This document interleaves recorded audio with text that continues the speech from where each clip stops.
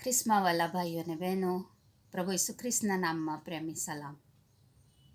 યુટ્યુબના માધ્યમથી તમારી સાથે ફરીને એકવાર વર્ષો બાદ વાતચીત કરવાનો અને પ્રભુએ મારા મનમાં જે બોજ મૂક્યો છે તે તમારી સાથે વહેંચવાના આ રૂડા અવસરને માટે અને આ માધ્યમની વ્યવસ્થાને માટે ઈશ્વર પિતાની સ્તુતિ કરું છું અને ઈશ્વર પિતાનો આભાર માનું છું.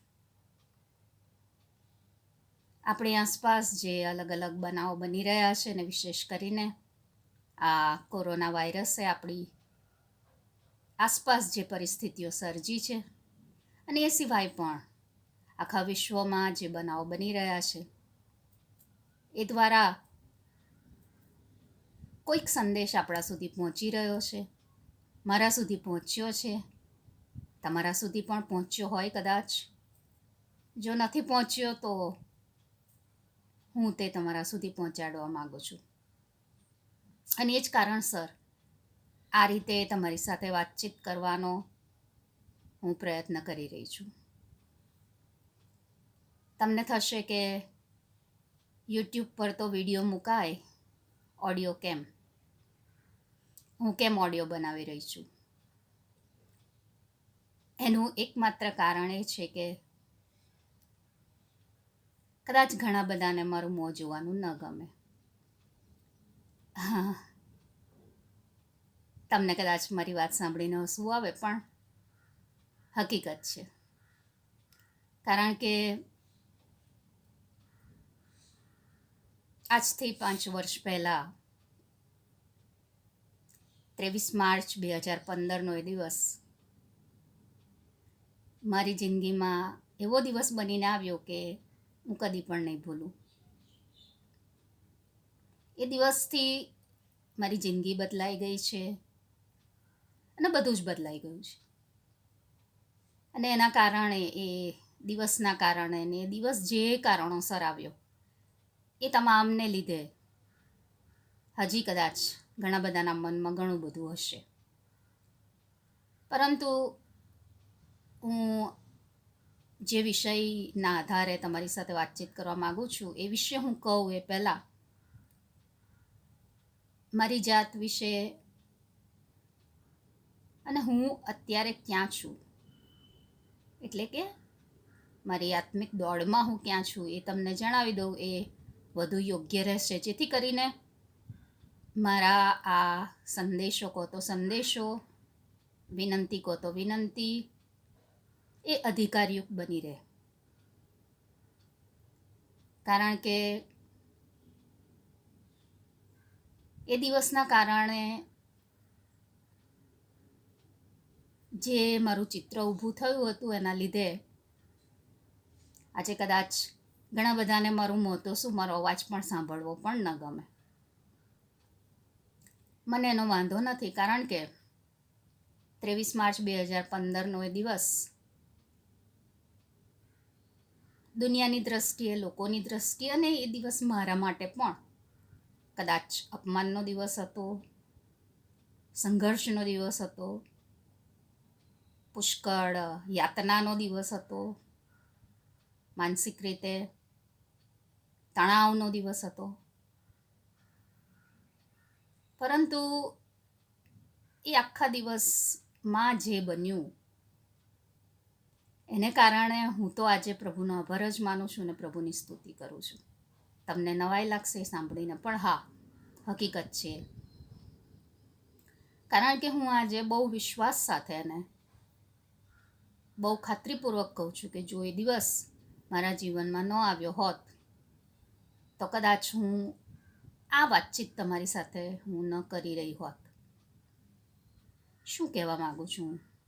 મારા કહેવાનો અર્થ એટલો જ છે કે પ્રભુ જેના પર પ્રેમ કરે છે, પ્રભુ તેને શિક્ષા કરે છે. અને જેને શિક્ષા થતી નથી એના પર પ્રભુ પ્રેમ કરતા નથી. એ બહુ સીધી વાત છે. પ્રભુ ઇઝરાયલ પ્રજાને પણ પ્રેમ કરતા હતા, એમની પસંદ કરેલી પ્રજા હતી અને છે. અને જ્યારે જ્યારે તેઓએ પ્રભુ તરફથી પોતાનું મોં ફેરવ્યું ને પીઠ બતાવી, ત્યારે ત્યારે પ્રભુએ એમને શિક્ષા કરી. પણ પ્રભુએ ક્યારેય એમને પ્રેમ કરવાનું છોડી દીધું નહોતું, એમની કાળજી લેવાનું છોડી દીધું નહોતું, એમની જરૂરિયાતો પૂરી કરવાનું છોડી દીધું નહોતું. એમની પસંદગી ઇસરાયેલ પ્રજાને પોતાની પસંદ કરેલી પ્રજા તરીકેની વચનની પ્રજા તરીકે એમની જે પસંદગી થયેલી હતી એ પસંદગી ચાલુ જ રહી અને આજે પણ છે અને અંત સુધી રહેવાની છે. મારા કહેવાનો અર્થ એટલો જ છે કે પ્રભુ જેને એકવાર પસંદ કરે છે એની પસંદગી કાયમ ટકી રહે છે, એ હું ખાતરીપૂર્વક કહું છું. અને આ 5 વર્ષોમાં પ્રભુએ એ સાબિત પણ કર્યું છે અને એના માટે હું કોઈ ગૌરવ કે અભિમાન નથી લેતી, પણ એના માટે હું પ્રભુનો આભાર જ માનું છું અને પ્રભુના નામને ધન્યવાદ આપું છું. મેં જેમ હમણાં જ કહ્યું એ પ્રમાણે કે પ્રભુ જેને પ્રેમ કરે છે એને શિક્ષા કરે છે, પ્રભુ એનો ન્યાય કરે છે. એ કારણથી કે પ્રભુને પ્રેમ કરનાર એ વ્યક્તિઓ કે પ્રજા અને એ દિવસે હું પ્રભુના માર્ગમાં સીધા માર્ગે અમે ચાલી શકીએ, આગળ વધી શકીએ, વૃદ્ધિ પામી શકીએ અને એના મહિમાનાર્થે વપરાઈ શકીએ. પ્રભુનો એ જ હેતુ દરેક જણને માટે છે, મારા માટે છે. અને પ્રભુએ પોતાનો એ જ હેતુ સિદ્ધ કરવા માટે એ દિવસ મારા જીવનમાં મૂક્યો અને એ દિવસ આખો દિવસ ખૂબ ખૂબ ખૂબ માનસિક યાતનાઓથી ભરેલો હતો. પણ જ્યારે રાત્રે તમામ બાબતો પતી અને કદાચ 1 કે 2 વાગ્યા હશે, મને ખબર નથી, પણ હું મારી પથારીમાં ગઈ એ પહેલાં મેં ફરીને એકવાર મારો પ્રભુ સાથેનો સંબંધ પુનઃસ્થાપિત કર્યો. પાપ પ્રભુ સાથેના આપણા સંબંધમાં તિરાડ લાવે છે. એટલે કે ચોક્કસ હું પ્રભુ દ્વારા પસંદગી પામી છું, તારણ પામી હતી, બધું જ હતું, પણ પાપને કારણે, એ અયોગ્યતાને કારણે ક્યાંક પ્રભુ સાથેના મારા સંબંધમાં એ તિરાડ હતી, ક્યાંક બાકોરું હતું. અને પ્રભુએ એ દિવસ દ્વારા એ તિરાડ પૂરી, એ બાકોરું પૂર્યું અને ફરીને એકવાર પ્રભુ સાથેના એ સંપૂર્ણ સંબંધમાં પુનઃસ્થાપિત પ્રભુએ મને કરી, માફ કરી. અને આજે એ દિવસને હું આ 5 વર્ષોથી મારા નવા જન્મના બીજા દિવસ તરીકે હું એને ઉજવું છું ને એ દિવસે હું પ્રભુનો આભાર માનું છું. કહેવાનો અર્થ એટલો કે હું જ્યારે 10મા ધોરણમાં હતી ત્યારે પ્રથમવાર પ્રભુએ મારી સાથે વાતચીત કરી, વ્યવહાર કરીને એ દિવસે મેં મારું જીવન પ્રભુને અર્પણ કર્યું અને તે જ વખતે પ્રભુની સંપૂર્ણ અને સંપૂર્ણ સમયની સેવા માટે મેં મારું જીવન પ્રભુને આપ્યું. અને એ પછીની મારા જીવનની આખી યાત્રા તો તમે બધા જાણો જ છો. પ્રભુએ મારા હકમાં જે રાખ્યું હતું એ પ્રભુએ મને આપ્યું, બાળક બનાવી, વર્ષો સુધી પ્રભુએ સેવા કરાવી અને કરાવી રહ્યા છે. ગુજરાતમાં પહેલાં અને અત્યારે અહીંયા. અને એમ પ્રભુએ મારા હકમાં મારા જીવન માટે જે યોજનાઓ રાખી હતી એ પ્રભુએ પરિપૂર્ણ કરી છે અને કરી રહ્યા છે. એ યોજનામાં હું આડે આવી રહી હતી અને પ્રભુએ ફરીને એકવાર મારા જીવનને સીધે માર્ગે વાળ્યું અને એના માટે એ દિવસ મારો, જેમ મેં હમણાં કહ્યું એ પ્રમાણે, બીજી વાર નવા જન્મનો દિવસ બની ગયો. અને એના માટે હું ઈશ્વર પિતાનો આભાર જ માનું છું. હું ખૂબ આનંદિત છું, કારણ કે એ દિવસ પછી આજ દિન સુધી, અને એ હંમેશા રહેવાનું છે કે પ્રભુ સાથેના સંબંધમાં જે વધુ ઊંડાઈ આવી છે, ગહનતા આવી છે, જે વધુ મીઠાશ આવી છે, પ્રભુ સાથેની જે વધુ નજદીકી આવી છે, પ્રભુ પર હું જે રીતે વિશ્વાસ કરતાં વધુ ને વધુ શીખી છું, પ્રભુ પર વધુ ને વધુ અઢેલતા શીખી છું. એ કદાચ જો એ દિવસ ન આવ્યો હોત તો હું ન શીખી શકી હોત. ચોક્કસ પ્રભુ પર વિશ્વાસ પહેલાં પણ હતો, પ્રભુ પર પ્રેમ પહેલાં પણ હતો, પ્રભુની સેવા પહેલાં પણ હતી, પણ એમાં જે ઊંડાણ આવ્યું છે એ ફક્ત ને ફક્ત એ દિવસને કારણે છે. અને એના માટે ફરી હું ઈશ્વર પિતાનો આભાર માનું છું. અને એ બીજી વારના તારણના અનુભવના પૂરી સમજણ સાથે, પૂરા અનુભવ સાથે, પૂરી ખાતરી સાથે તમારી સાથે અત્યારે હું આ મારો બોજ જે પ્રભુએ મને મારા હૃદયમાં મૂક્યો છે એ તમારી સાથે વહેંચી રહી છું. અને એ તો આપણી આસપાસ જે બનાવ બની રહ્યા છે એના સંદર્ભમાં પ્રભુ આપણને શું કહી રહ્યા છે. મેં જ ટાઇટલ પણ મૂક્યું છે કે પ્રભુ આપણને શું કહી રહ્યા છે. આપણે બહુ સારી રીતે જાણીએ છીએ કે આખા બાઇબલના પહેલા અધ્યાયની પહેલી કલમથી માંડીને છેક સુધી પ્રબોધવાણીઓ છે. જૂના કરારની એ પ્રબોધવાણીઓમાંની મોટાભાગની અને ઘણી ખરી પ્રબોધવાણીઓ નવા કરારમાં પૂરી થઈ, જે પ્રભુનું પ્રથમવારનું આગમન હતું. અને ત્યાં અને નવા કરારમાં જે બીજી પ્રબોધવાણીઓ છે, વિશેષ કરીને આપણે જ્યારે દાનિયેલનું પુસ્તક, હજેકિયલનું પુસ્તક અને પ્રકટીકરણનું પુસ્તક સાથે સાથે જોઈએ છે, ત્યારે પ્રભુના એ બીજી વારના આગમનના સંદર્ભમાં ઘણી બધી બાબતો ત્યાં કહેવામાં આવી છે. ઘણી બધી બાબતો સાંકેતિક છે, ઘણી બધી બાબતો સીધી કહી દેવામાં આવી છે. અને એ પ્રબોધવાણીઓના અનુસંધાનમાં જે આગાહીઓ આપણને આપવામાં આવી છે, બાઇબલમાં આપણા માટે જે ખુલ્લું કરવામાં આવ્યું છે, એના અનુસંધાનમાં જ્યારે આપણે આપણી આસપાસ બનતા બનાવોને સરખાવીએ છીએ, ત્યારે આપણને કંઈક સંજ્ઞા મળે છે, કંઈ સંકેત મળે છે. એ બહુ સ્વાભાવિક છે. બાઇબલના સામાન્યમાં સામાન્ય વાંચક પણ એ સમજી શકે છે કે પ્રભુનું આવવું નજીક છે. પરંતુ દુઃખદ રીતે એ વિષય પર બહુ બોલાતું નથી, એ વિષય ખાસ સંભળાતો નથી, એ વિષય વિશે સમજ આપવામાં આવતી નથી. કદાચ એનું અથવા તો એના ઘણા બધા કારણોમાંનું એક એ હોઈ શકે કે એ બનાવો અને એ ઘટનાઓ વિશે બાઇબલમાં જે કહેવામાં આવ્યું છે એ મેં હમણાં કીધું એ પ્રમાણે કે એ સાંકેતિક ભાષામાં છે, સિમ્બોલિક લેંગ્વેજ છે અને સમજવામાં મુશ્કેલ છે ચોક્કસ. પણ બધું જ સાંકેતિક ભાષામાં નથી.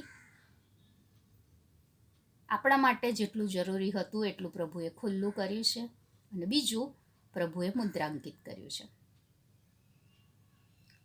જ્યારે આપણે પ્રભુના બીજી વારના આગમન વિશે વિચારીએ છીએ, ત્યારે ઘણી બધી મૂંઝવણો અને ગૂંચવણોનો સામનો કરીએ છીએ. જેઓ હજુ સુધી મને પ્રભુની દાસી માને છે, એમાંના ઘણા બધા પ્રશ્નો કરે છે આ દિવસોમાં ફોન દ્વારા. અને એમાં જે સૌથી વધુ પૂછાતો પ્રશ્ન છે એ છે કે આ બધા જે બનાવ બની રહ્યા છે એ બનાવો શું દર્શાવે છે? પ્રભુ જલ્દી આવી રહ્યા છે? પરંતુ જ્યારે આપણે એમ કહીએ છીએ કે પ્રભુ આવવાના છે, ત્યારે એ આવવાની જે બાબત છે એને ઘણી બધી રીતે ગૂંચવણ ભરેલી કરી દેવામાં આવી છે. અને માટે શેના પછી શું બનશે એ બાબતે ઘણા બધા પ્રશ્નો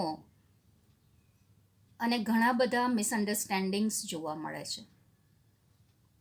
અને એના લીધે એક ટાઈમલાઈન જોઈ લેવી, એટલે કે ક્રમ, શેના પછી શું બનશે. બાઇબલના આધારે હું મારા મોઢેથી, મારા જ્ઞાનથી હું કાંઈ કહેવા માગતી નથી. બાઇબલમાં અને વિશેષ કરીને પ્રકટીકરણના પુસ્તકમાં જે કહેવામાં આવ્યું છે એના આધારે આ ક્રમ ગોઠવવામાં આવ્યો છે. એમાં કોઈ રોકેટ સાયન્સ નથી. ઘણા બધા સમજે છે, પણ વાતની શરૂઆતે આ સમજી લઈએ અથવા જાણી લઈએ એ જરૂરી છે. હમણાં થોડાક દિવસો પહેલાં જ, કદાચ 15 દિવસ કે 21 દિવસ પહેલાં જ કોઈકે સુંદર ચાર્ટ બનાવીને વોટ્સઅપ પર મૂક્યો હતો આ બનાવોના અનુસંધાનમાં. અને ખૂબ સુંદર ચાર્ટ હતો. કદાચ તમારા પર પણ આવ્યો હશે, પણ જો ન આવ્યો હોય તો આપણે જૂના કરારથી શરૂઆત કરીને નવા કરાર સુધી અને નવા કરાર પછીની એ બાબતો સુધીનો ક્રમ બાઇબલના આધારે જોઈએ. આપણે જાણીએ છીએ એ પ્રમાણે ઉત્પત્તિ થઈ, પતન થયું પાપના કારણે, નૂનું વાણ અને એ બધા બનાવો, ઇબ્રાહિમની પસંદગી અને એ દ્વારા ઇસરાયેલ પ્રજાનું નિર્માણ, સિનાઈ પર્વત પરનો એ કરાર, અને એ કરાર દ્વારા પ્રભુએ ઇસરાયેલ પ્રજાને પોતાની પ્રજા બનાવી, પોતાના લોક બનાવ્યા. અને એ પછીનો આખો ઇસરાયેલનો ઇતિહાસ જે આખો જૂનો કરાર છે. ત્યાર પછી પ્રભુ ઈસુ ખ્રિસ્ત આવ્યા, એમનું મરણ, ઉત્થાન, સ્વર્ગમાં ચડી જવું, પવિત્ર આત્માનું આવવું, અને પવિત્ર આત્માના આવવાથી 50મા દિવસે મંડળીનો જન્મ,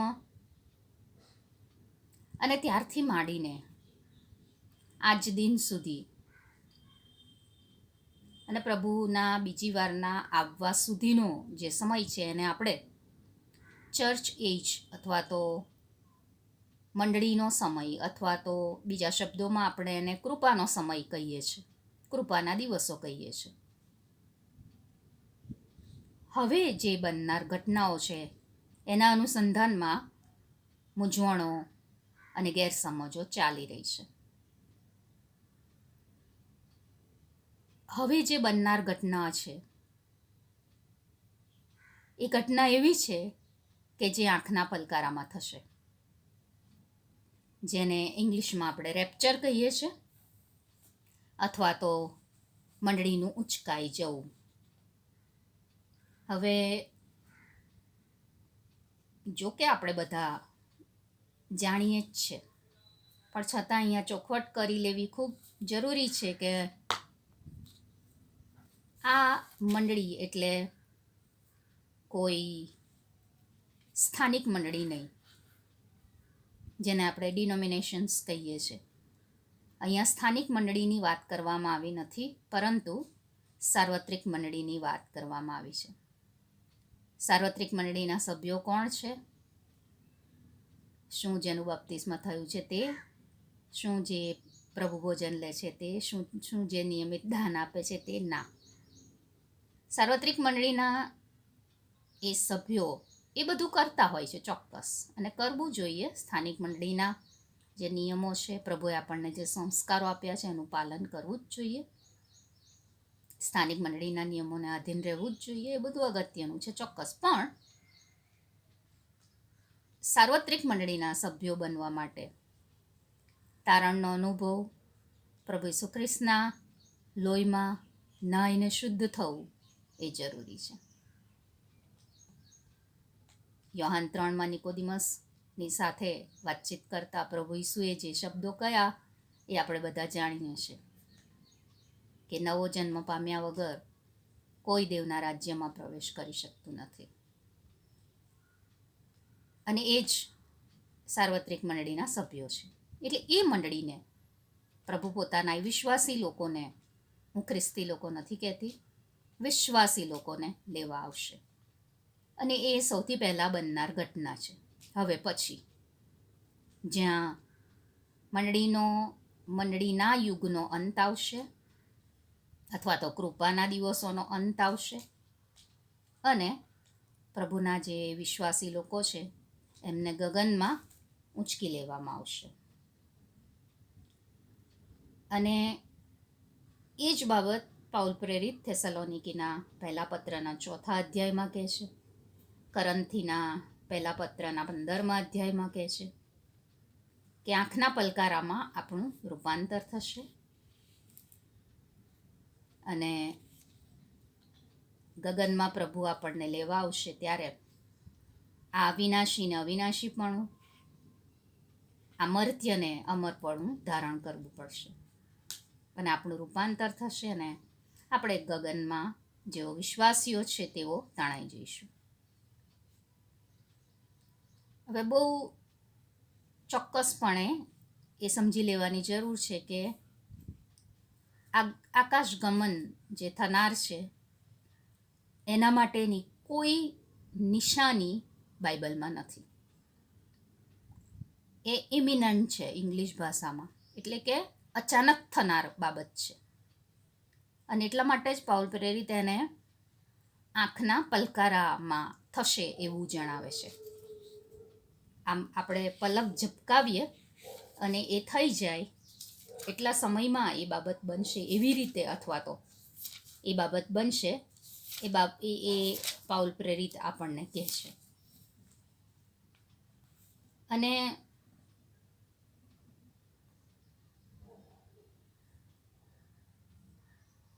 જો તમે 1 કોરિન્થી 15 અને 52મી કલમ વાંચો તો તેમાં એમ લખેલું છે, પણ છેલ્લું રણશીંગડું વાગતા જ એક ક્ષણમાં આંખના પલકારામાં આપણ સર્વનું રૂપાંતર થઈ જશે.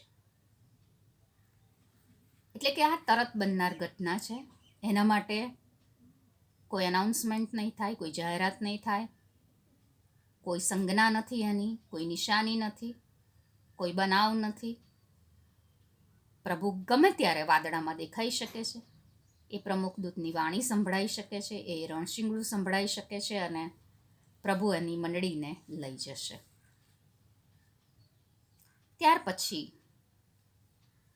દાનિયેલમાં અને પ્રકટીકરણમાં 7 વર્ષનો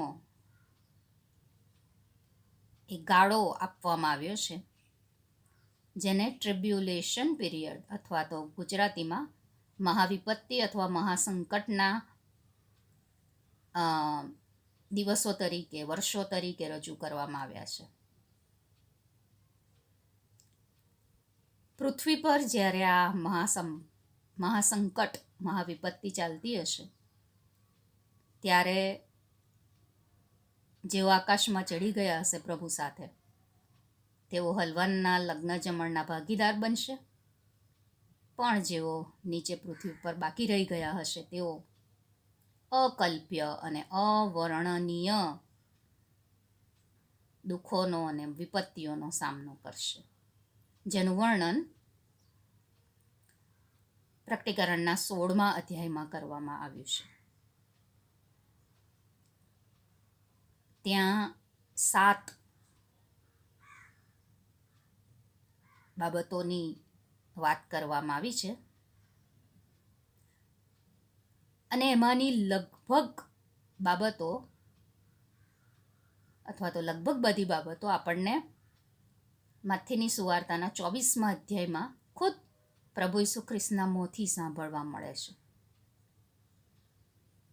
એની પર હું પાછી આવું છું, પણ એ 7 વર્ષનો આપણે પેલો ક્રમ જોતા હતા, માટે એ 7 વર્ષનો જે ગાળો છે એમાં એન્ટી ક્રાઇસ્ટ આવશે, એટલે કે ખ્રિસ્ત વિરોધી આવશે. અને ત્યાર પછી પ્રભુ પૃથ્વી પર પાછા આવશે, જેમની સાથે આપણે પણ જોડાયેલા હોઈશું. આપણે એટલે વિશ્વાસીઓ જેઓ આકાશ ગમનમાં એમની સાથે ઉપર ગયા હોઈશું તેઓ. અને પ્રભુ ત્યાર પછી 1000 વર્ષનું પોતાનું રાજ્ય સ્થાપિત કરશે, જેને મિલેનિયમ યર્સ કહેવામાં આવે છે. આખરી ન્યાય અને એ રાજ્યની સ્થાપના થશે. આ આખી જે ટાઈમલાઈન છે અથવા તો આ જે આખો ક્રમ છે એ બાબતે પણ ઘણી બધી ચર્ચાઓ ચાલે છે, ઘણા બધા વિવાદો ચાલે છે. એ વિવાદોમાં હું બહુ ઊંડાણમાં જવા માંગતી નથી, પરંતુ એ જાણી લેવું જરૂરી છે કે જુદા જુદા ખ્રિસ્તીઓ, જુદા જુદા ખ્રિસ્તી અભ્યાસકો આ બાબત માટે શું માને છે. મેં હમણાં તમને જે ક્રમ આપ્યો એ ક્રમ એ પહેલી માન્યતાવાળા જે અભ્યાસકો છે, જે ખ્રિસ્તીઓ છે એમની છે. એ લોકો પ્રી ટ્રિબ્યુલેશનમાં માને છે. એનો અર્થ કે રેપ્ચર અથવા તો આકાશગમન, વિશ્વાસીઓનું ઉંચકાઈ જવું, એ 7 વર્ષનો જે મહાવિપત્તિનો ગાળો શરૂ થશે એ પહેલાં થઈ જશે. એનો અર્થ કે મંડળીનો એ મહાસંકટમાં હિસ્સો નહીં હોય. પ્રભુ એના લોકોને એ સંકટમાંથી પસાર થવા નહીં દે. આ પ્રી ટ્રિબ્યુલેશન પીરિયડમાં ફક્ત જેઓએ સુવાર્તા પર ને પ્રભુ ઈસુ ખ્રિસ્ત પર વિશ્વાસ નથી કર્યો તેઓનો હિસ્સો હશે. મેં જે તમને ક્રમ આપ્યો એ આ માન્યતાને આધારે છે. અને મોટા ભાગના આ મંતવ્યમાં માને છે, વિશ્વાસ કરે છે, કારણ કે પ્રકટીકરણ 4-19 એ તમામ અધ્યાયોમાં જે બનાવો આપવામાં આવ્યા છે, જે ક્રમ આપવામાં આવ્યો છે, એ ક્રમને આધારે આ મંતવ્ય રજૂ કરવામાં આવ્યું છે. પણ તે સાથે જે બીજા 2 મંતવ્યો છે એ વિશે પણ જાણી લઈએ કે બીજો જે સમૂહ છે એ મિડ ટ્રિબ્યુલેશનમાં માને છે. એટલે કે મંડળી આ મહાવિપત્તિના મધ્ય ભાગમાં ઉચકાશે અથવા પ્રભુ એમને લેવા આવશે. આપણે જાણીએ છીએ કે દાનિયેલના પુસ્તકમાં અને પ્રકટીકરણના પુસ્તકમાં બંને જગ્યાએ 7 વર્ષના આ ગાળાને 2 વિભાગમાં વહેંચવામાં આવ્યા છે. એટલે કે 3.5 વર્ષનો એક ગાળો અને 3.5 વર્ષનો બીજો ગાળો. એટલે કે આ મધ્ય ભાગમાં મંડળી ઉચકાઈ જશે એવું આ બીજા સમૂહના લોકો માને છે. સ્વાભાવિક રીતે ત્રીજા સમૂહના લોકો પોસ્ટ ટ્રિબ્યુલેશનમાં માને છે. એટલે કે આ મહાવિપત્તિના સમયમાં પણ પ્રભુના એ લોકો, પ્રભુના એ વિશ્વાસી લોકો, પ્રભુની મંડળી મહાવિપત્તિના સમયમાં પણ પૃથ્વી પર હશે જ. તેઓ પણ આ બધામાંથી પસાર થશે અને ત્યાર પછી પ્રભુ એમને લઈ જશે ઉપર, એવું માને છે લોકો, આ ત્રીજા સમૂહના લોકો. હવે ફરીને એકવાર હું એ વિવાદમાં અત્યારે પડવા માંગતી નથી, કારણ કે આ એટલો મોટો વિષય છે અને મેં જે ક્રમ આપ્યો પ્રી ટ્રિબ્યુલેશનનો અથવા તો મહાવિપત્તિના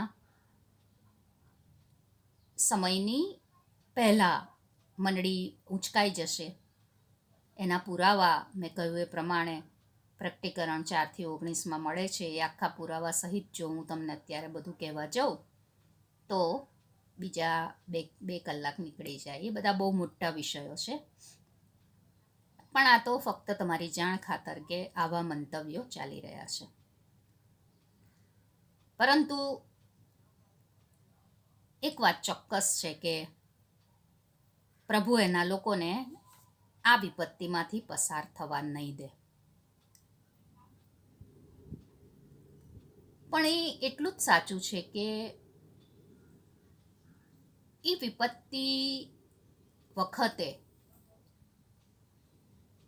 જે ચિહ્નો, જે સંજ્ઞાઓ, જે નિશાનીઓ પ્રકટીકરણમાં અને સાથે સાથે માથીમાં પ્રભુ ઈસુ ખ્રિસ્ત દ્વારા આપવામાં આવી છે, એ નિશાનીઓમાંની ઘણી ખરી અત્યારે બની રહી છે.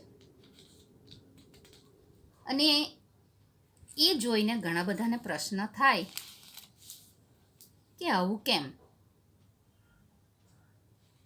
અથવા તો આ શું દર્શાવે છે, આ શું બતાવે છે. જો તમારે એ પ્રશ્નો જોવા હોય તો મેં કહ્યું એ પ્રમાણે માથી 24 એ તમને મળી આવશે, જ્યાં શિષ્યો પ્રભુ ઈસુ ખ્રિસ્તને પ્રશ્ન કરે છે કે એ બધું ક્યારે બનવાનું છે, અથવા તો એ બધું બનશે એની નિશાનીઓ શું હશે. માથી 24ની 3જી કલમમાં, પછી જૈતુનના પહાડ પર તે બેઠો હતો, તેવામાં તેના શિષ્યોએ એકાંતમાં તેની પાસે આવીને કહ્યું કે 3 પ્રશ્નો પૂછે છે એ લોકો. એ બધું ક્યારે થશે? પહેલો પ્રશ્ન. અને તારા આવવાની બીજો પ્રશ્ન. અને જગતના અંતની શી નિશાની હશે? આ 3 પ્રશ્નો શિષ્યો દ્વારા પૂછવામાં આવ્યા છે, જે કદાચ આજે ઘણા બધા ખ્રિસ્તીઓના મનમાં પણ હશે અથવા આવતા હશે. પહેલો પ્રશ્ન જે શિષ્યો દ્વારા પૂછવામાં આવ્યો છે કે એ બધું ક્યારે થશે?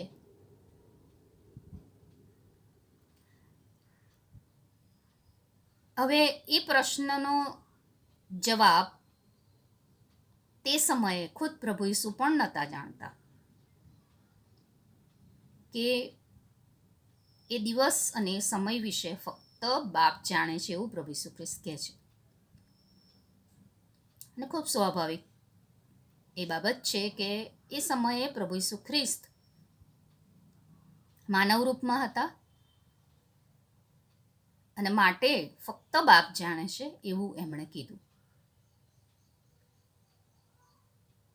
હવે તેઓ પણ જાણે છે, એટલે કે પ્રભુ સિવાય એ દિવસ વિશે કોઈને ખબર નથી, અને માટે એ પહેલા પ્રશ્ન અને એના જવાબના અનુસંધાનમાં હું કંઈ કહી ના શકું. એ કહેવાનો મારો અધિકાર પણ નથી કે મારો હક પણ નથી. કશું કહેવાય જ નહીં, કારણ કે એ વિશે કોઈ કંઈ કહી જ ના શકે. આપણે જાણીએ છીએ પ્રમાણે કે આજ દિન સુધી ઘણા બધાએ એ દિવસ વિશે આગાહી કરવાનો પ્રયત્ન કર્યો છે. ઘણા બધાએ એવી આગાહીઓ કરી છે ભૂતકાળમાં કે પ્રભુ ઈસુ ખ્રિસ્ત આ દિવસે, આ સમયે, આ જગ્યા પર આવશે. પણ આપણે જાણીએ છીએ કે એ બધું ખોટું છે, ભૂલ ભરેલું છે. હવે હું તમને આ બધું કહી રહી છું એનો અર્થ એવો નથી કે હું એવું કહું છું કે પ્રભુ આજે આવશે કે કાલે આવશે કે જલ્દી આવશે. હા, જે આસપાસ આપણી આસપાસ જે ઘટનાઓ બની રહી છે એ આપણને ચોક્કસપણે કંઈક કહી રહી છે. પણ શું એ વિશે આપણે હમણાં જ વિચારવાના છીએ. પણ ગમે ત્યારે બની શકે છે. કોઈ એના વિશે કોઈ આગાહી કરી શકતું નથી. પરંતુ બીજા 2 પ્રશ્નો કે તારા આવવાની અને જગતના અંતની શી નિશાનીઓ હશે,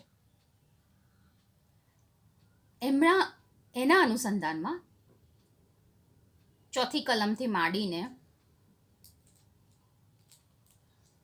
એ આખા અધ્યાયમાં પ્રભુ જે બધી નિશાનીઓ આપે છે, અને મેં કહ્યું એ પ્રમાણે પ્રકટીકરણના 16મા અધ્યાય સાથે જો તમે એને સરખાવશો, અભ્યાસ કરશો થોડો, તો તમને ખબર પડશે કે બંને જગ્યાએ એ નિશાનીઓ સરખી છે. પણ ચોખવટ ફરીને એકવાર કરી લેવી જરૂરી છે કે એ નિશાનીઓ, એ બધી બાબતો હવે ફરીને એકવાર એ બધી નિશાનીઓ ને એ બધા અનર્થો, એ મુશ્કેલીઓ, એ 7 મુશ્કેલીઓ વિશે જે પ્રકટીકરણ 16માં કહેવામાં આવ્યું છે એ વિશે જો હું કહેવા જાઉં તો ફરી બીજા 2-4 કલાક નીકળી જાય. પણ એ બધી નિશાનીઓ મહાવિપત્તિને લગતી છે, અથવા તો મહાવિપત્તિમાં જે બનનાર છે એ વિશેની છે.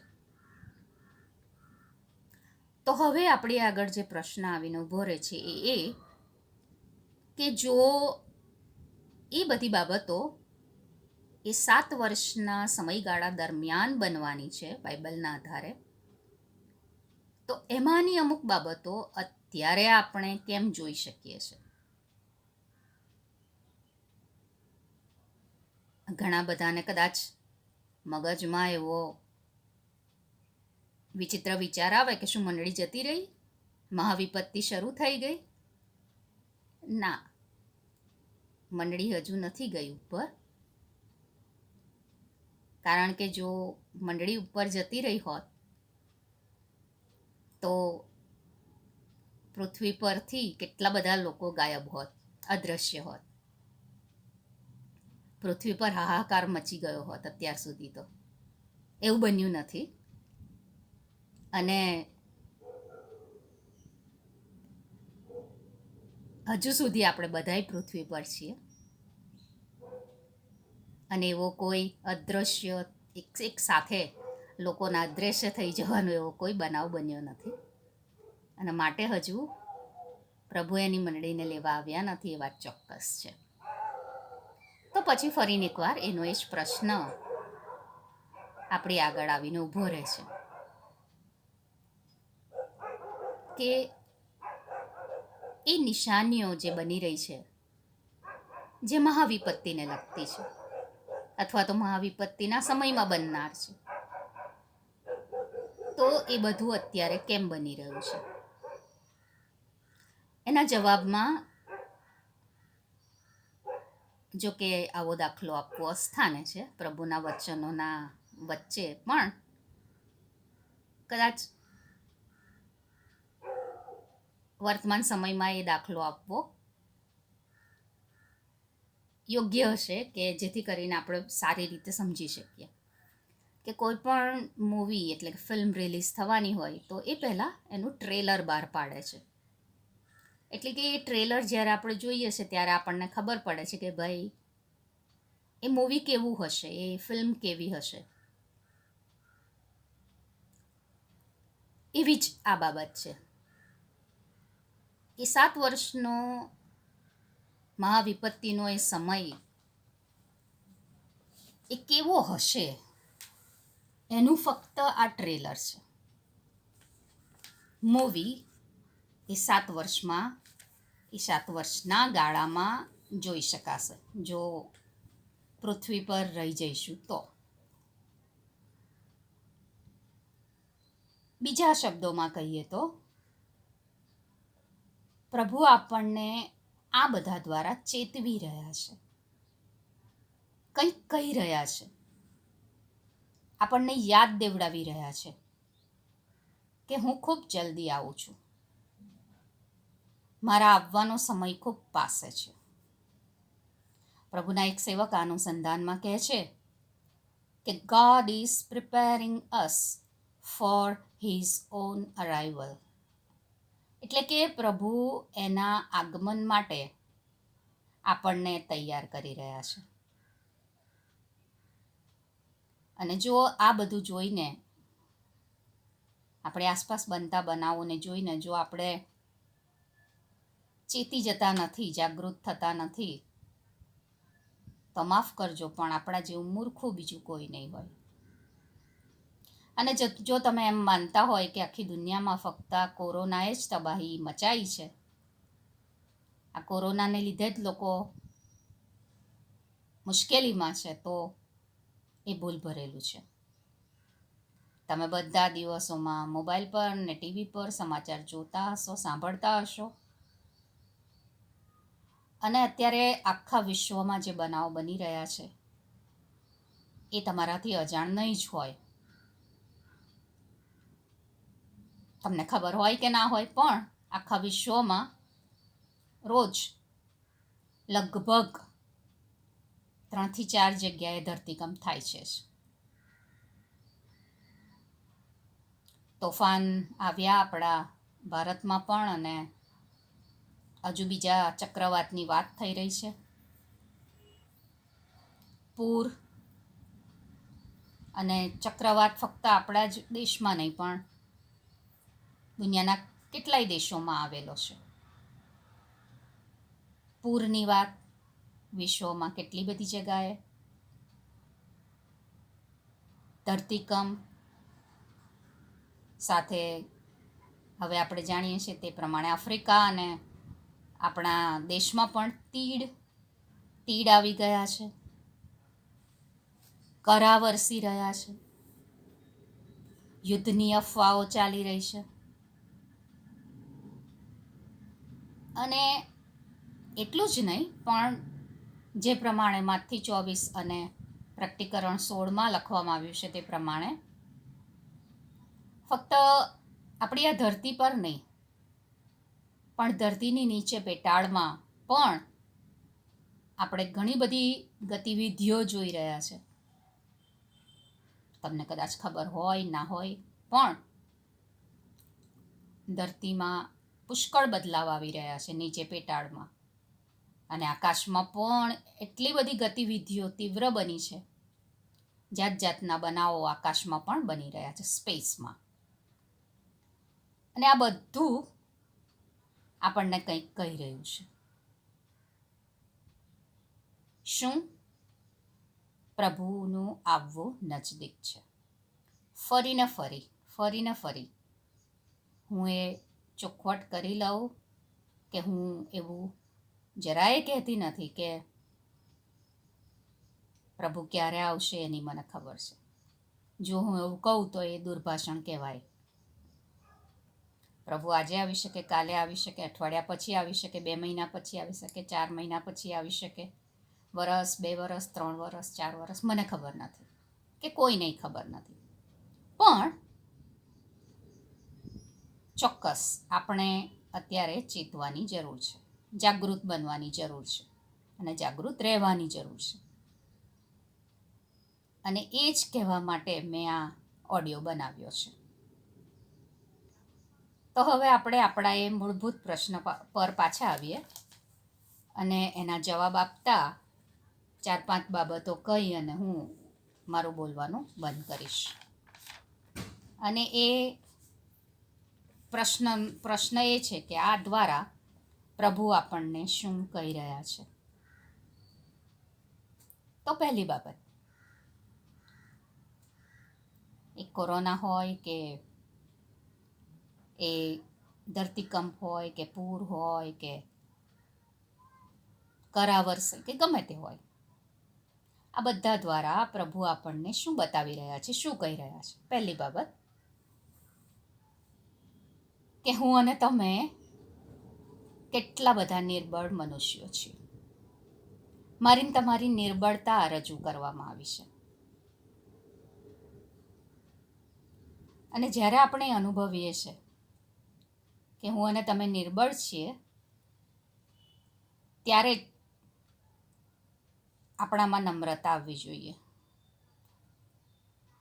નહીં, જ્યારે આપણે બળવાન હોઈએ, જ્યારે શક્તિમાન હોઈએ, જ્યારે આપણી પાસે તમામ પ્રકારની સત્તા અને સામર્થ્ય હોય, ત્યારે નમ્રતા આવતી નથી, ત્યારે અભિમાન આવે છે.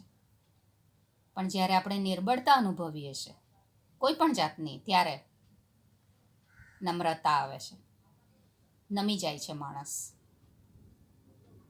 અને પ્રભુ આપણને એ જ બતાવી રહ્યા છે. પ્રભુ આપણને એ જ બતાવી રહ્યા છે. દાખલા તરીકે આ કોરોના વાયરસની વાત કરીએ તો તમે આ વાયરસ મને છે કે નહીં એનો ટેસ્ટ તમે લેબોરેટરીમાં પૈસા દ્વારા કરાવી શકો છો. પણ અત્યારે સમય એવો છે કે એ પૈસા દ્વારા પણ તમે એનો ઈલાજ ખરીદી શકતા નથી, એનો સારવાર ખરીદી શકતા નથી. હા, ચોક્કસ પ્રભુનો આભાર જ માનવો રહ્યો આપણે કે ખબર નહીં કેવી રીતે પણ ઘણા બધા લોકો પ્રભુની કૃપામાં સારવાર લઈ રહ્યા છે અને એ લોકો સાજા થઈ રહ્યા છે, અને એના માટે પ્રભુનો ખૂબ ખૂબ આભાર. પણ આપણે જાણીએ છીએ, જગજાહેર વાત છે કે આની કોઈ દવા નથી, કે આની કોઈ વેક્સિન કે રસી નથી. અને જ્યારે આપણે એ બધું જોઈ રહ્યા છીએ અથવા સમજી રહ્યા છીએ, ત્યારે આપણને આપણી નિર્બળતાનો અનુભવ થાય છે, અને પ્રભુ આપણને જ બતાવવા માંગે છે. અને નિર્બળતા નમ્રતા લાવે છે.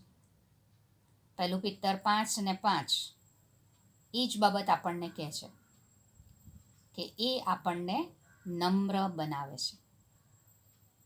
અને પ્રભુ આજે આપણી પાસે એ જ ઈચ્છે છે કે આપણે નમ્ર બનીએ અને એના લોકો ઘૂંટણો પર આવે. બીજી બાબત,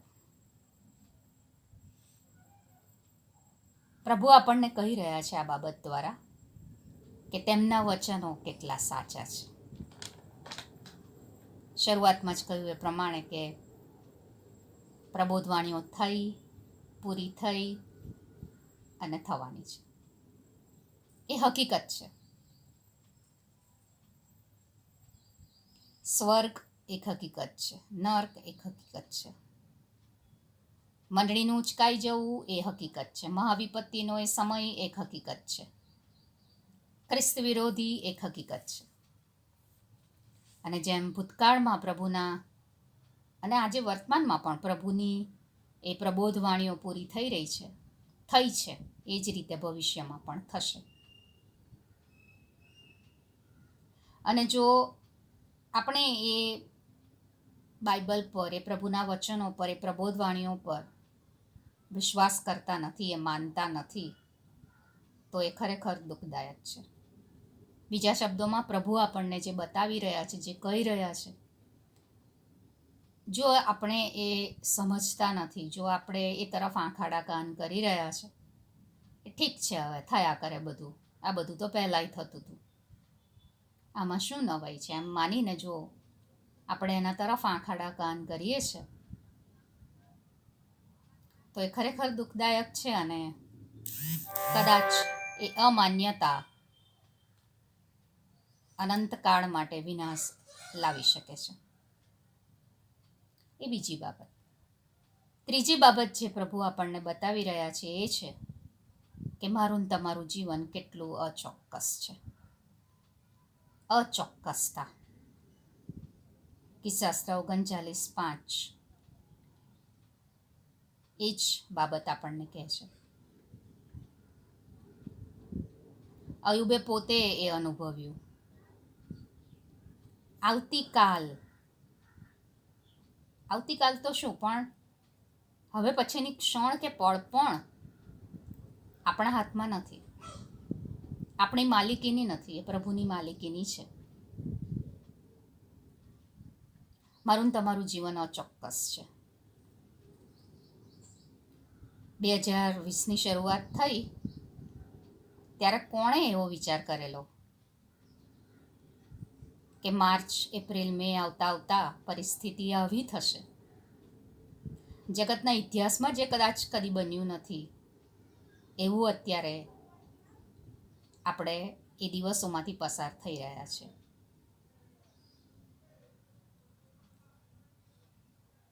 મારું તમારું જીવન અચોક્કસ છે, પણ એક વાત ચોક્કસ છે કે જેઓએ પોતાના જીવન પ્રભુના હાથમાં મૂક્યા છે, તેઓ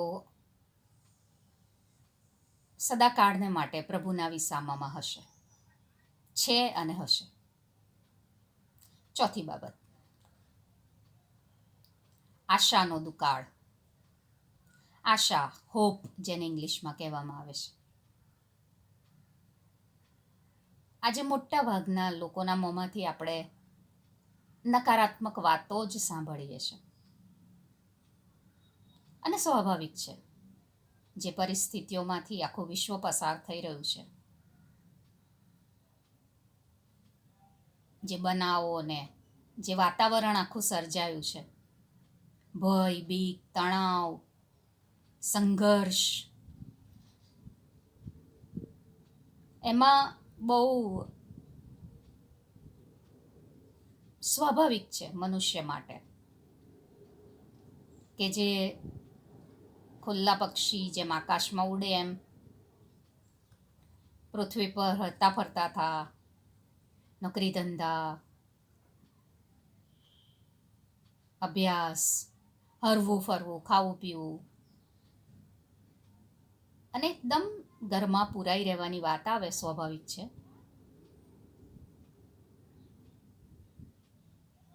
બહાર જવું હોય, ઘરમાં કંટાળો આવે, બહાર જવું હોય, પણ છતાંય બહાર ન જાય. કેમ? બીક લાગે, મને લાગી જશે તો. નકારાત્મકતા, આશાનો અભાવ, આશાનો દુકાળ પડી રહ્યો છે.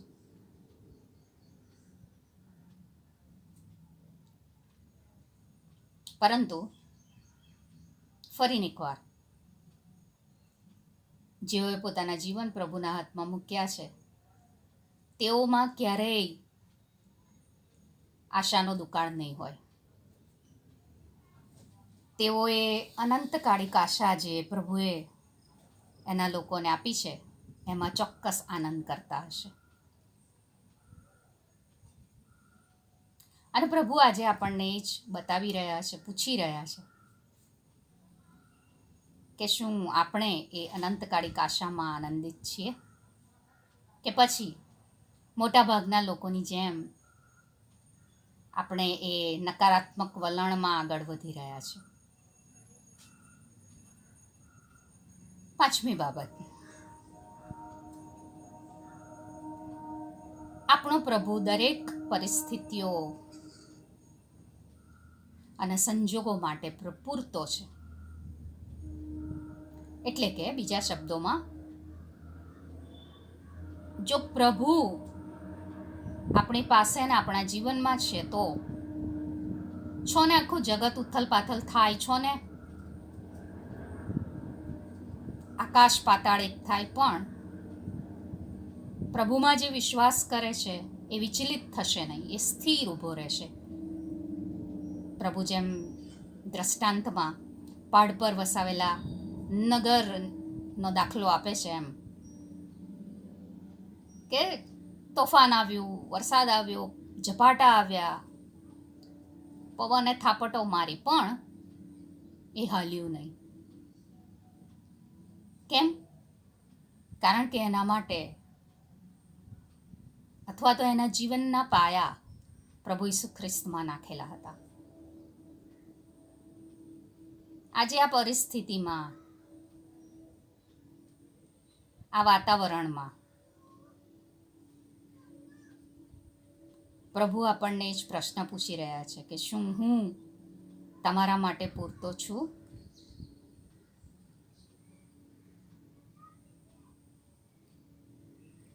જ્યારે તેઓ પોતાના શિષ્યોથી વિદાય લેવાના હતા, એટલે કે મરણ પામીને, ઉત્થાન પામીને પોતાના બાપ પાસે જવાનો સમય જ્યારે પાસે આવ્યો, ત્યારે પ્રભુ એમને દિલાસો અને પ્રોત્સાહન આપે છે કે હિંમત રાખો, તમારા હૃદયોને વ્યાકુળ થવા ન દો ને બીવા પણ ન દો, કારણ કે હું મારી શાંતિ તમને આપીને જાઉં છું. જેમ જગત આપે છે તેમ નહીં, પણ એવી શાંતિ કે જે સર્વ સમજ શક્તિની બહાર છે. જે જીવનો પ્રભુ ઈસુ ખ્રિસ્ત રૂપી પાયામાં બંધાયેલા છે, સ્થપાયેલા છે, એમના માટે આ સમયમાં પણ પ્રભુ પૂરતા હશે. અને પ્રભુ આપણને એ જ યાદ દેવડાવવા માગે છે. અને છેલ્લી બાબત, તારણની તાતી જરૂરિયાત. ઇમરજન્સી છે, અર્જન્સી છે. વધારે કહું તો આ દિવસોમાં કોરોના વાયરસના અનુસંધાનમાં મોટા ભાગના લોકોને સેનેટાઈઝર શું છે એ ખબર નહીં હોય કદાચ,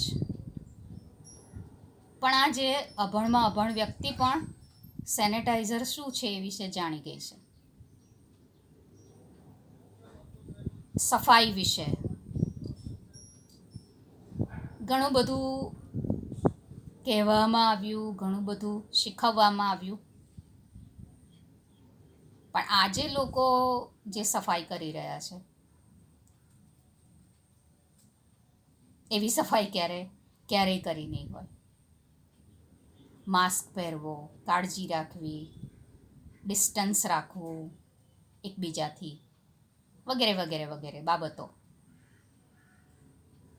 એ બધા લોકો બહુ ખંતથી પાળી રહ્યા છે. કેમ? બહુ સ્વાભાવિક જવાબ છે કે દરેકને પોતાનો જીવ વાલો છે, દરેકને પોતાની તંદુરસ્તીની ચિંતા છે, અને હા, હોવી જ જોઈએ. જે નીતિ નિયમો આપવામાં આવ્યા છે, જે સુરક્ષારૂપી પગલાં આપણને કહેવામાં આવ્યા છે, એ આપણે પાળવા જોઈએ, કારણ કે આ શરીર પ્રભુ તરફથી મળેલી ભેટ છે, અને આપણે એની કાળજી રાખવી જ જોઈએ અને તંદુરસ્ત રાખવું જ જોઈએ, ચોક્કસ. પણ પ્રભુ આપણને આ બધા દ્વારા એક જ વસ્તુ પૂછી રહ્યા છે કે જેવી કાળજી આપણને આપણી શારીરિક તંદુરસ્તીની છે, જેવી તત્પરતા આપણે એમાં બતાવી રહ્યા છે, શું એવી તત્પરતા આત્મિક તંદુરસ્તી માટે આપણે રાખી છે કે કેમ? કારણ કે જો આત્મિક રીતે તંદુરસ્ત નથી તો આ દૈહિક તંદુરસ્તીનો કોઈ જ અર્થ નથી. ચોક્કસ તમે તમારો જીવ બચાવી લેશો આ રોગથી, મુશ્કેલીઓથી, આફતોથી, સંકટોથી, પણ એ અનંતકાળિક વિનાશથી ફક્ત પ્રભુ જ બચાવી શકે છે. અને માટે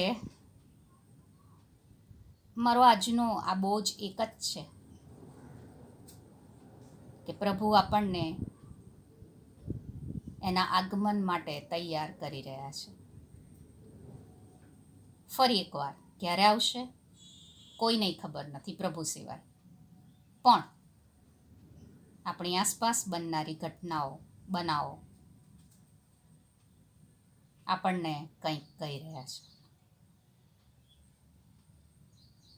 જો આપણે એ અવાજ સાંભળવામાં, જો આપણે પ્રભુની એ નિશાનીઓ સમજવામાં જો આપણે નિષ્ફળ જઈ રહ્યા છે તો ખરેખર એ દુઃખદાયક બાબત છે. વલાઓ, મહાવિપત્તિના અનુસંધાનમાં, ટ્રિબ્યુલેશનના અનુસંધાનમાં એ શ્વાપદનું ચિહ્ન અને પ્રકટીકરણના અને દાનિયેલના પુસ્તકમાં જે તમામ બાબતો લખવામાં આવી છે સાંકેતિક ભાષામાં, એની શરૂઆત થઈ ચૂકી છે, તૈયારીઓ શરૂ થઈ ગઈ છે. ફરીને એકવાર, એ બધા બહુ મોટા વિષયો છે, માહિતી પુષ્કળ છે, જાણકારી પુષ્કળ છે. જો એ બધું હું કહેવા જાઉં તો અત્યારે મેં કહ્યું એ પ્રમાણે કલાકોના કલાકો નીકળી જાય. પ્રભુની ઈચ્છા હશે, તમારે જાણવું હશે તો ચોક્કસ બીજી વાર આ રીતે મળીશું. પણ અત્યારે તો માત્ર મારો આ બોજ તમારી સાથે મેં વહેંચ્યો છે કે પ્રભુ એના આગમન માટે આપણને તૈયાર કરી રહ્યા છે. એ મહાવિપત્તિના સમયમાં બનનાર ઘટનાઓની ઝલક બતાવી રહ્યા છે. અને આપણને ચેતવી રહ્યા છે. શું આપણે એ સમજીશું? આવો આપણે પ્રાર્થના કરીએ. સર્વશક્તિમાન અમારા પ્રભુ ને અમારા ઈશ્વર, આ સમયને માટે, આ તકને માટે, આ માધ્યમને માટે પ્રભુ અમે તમારો આભાર માનીએ છીએ, તમારી સ્તુતિ કરીએ છીએ. હંમેશા તમે અમારી સાથે વાતચીત કરો છો, અમારી સાથે વ્યવહાર કરો છો. પહેલાં તમારા સેવકો દ્વારા બોલ્યા, ત્યારબાદ પ્રબોધકો દ્વારા બોલ્યા, ત્યારબાદ ખુદ તમારા દીકરા પ્રભુ ઈસુ ખ્રિસ્ત દ્વારા તમે અમારી સાથે બોલ્યા. આજે આ યુગમાં, આ સમયમાં તમે પવિત્ર આત્મા દ્વારા અમારી સાથે વાતચીત કરો છો, અને એ સાથે બીજા તમારા માધ્યમો દ્વારા પણ તમે અમારી સાથે વાતચીત કરો છો. અને આ છેલ્લા સમયમાં તમે તમારા વચનોની પરિપૂર્ણતા રૂપે અમારી આસપાસ બનાવો દ્વારા, ઘટનાઓ દ્વારા, પરિસ્થિતિઓ દ્વારા અમને કંઈક કહેવા માગી રહ્યા છો. અને એ જ બાબતો વિશે અત્યારે અમે વિચાર કર્યો છે. પ્રભુ, મારી વિનંતી છે, આજીજી છે, કાલાવાલા છે કે તમારા નામે ઓળખાતા તમામ લોકોને વિશ્વભરમાં તમે આ બાબતો પ્રત્યે આંખો ખુલ્લી કરવા પ્રયત્ન કરો, આંખો ખુલ્લી કરવા મદદ કરો, વિચારવા મદદ કરો, અને એના અનુસંધાનમાં જાગૃત થઈને પોતાના જીવનોને યોગ્ય રીતે ગોઠવવા, આગળ વધવા અને તમને મહિમાવાન કરવા માટે તમારી કૃપા આપો. આ ધન્ય સમયને માટે, આ તકને માટે આભાર માનતા, સ્તુતિ કરતા પ્રાર્થના પ્રભુ ઈસુ ખ્રિસ્તના નામમાં સાંભળો, માન્ય કરો બાપ. આમેન.